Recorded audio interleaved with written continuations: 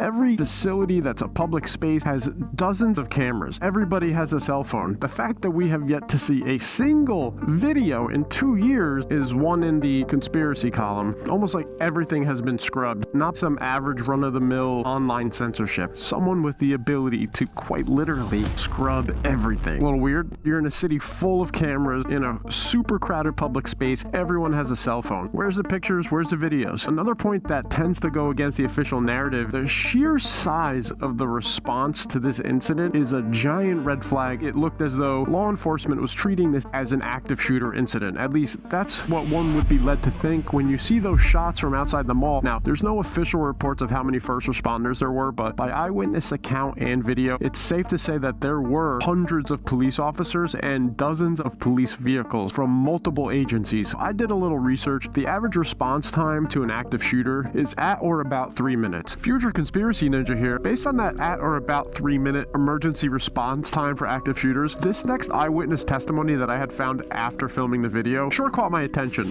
And then I seen like 2 or 3 SWAT guys run past me, and I looked the way they were going, and I could see it looked like these big, tall, maybe 10, 12 foot tall.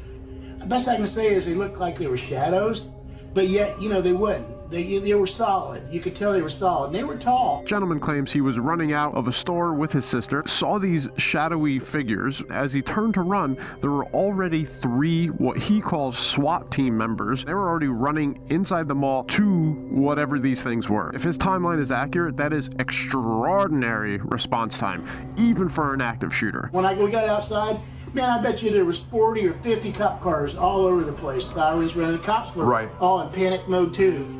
You know, like I said, those 2-3 guys, I think it was 3 SWAT guys run by me. I say SWAT because they had the vest on and they had their AR-15s.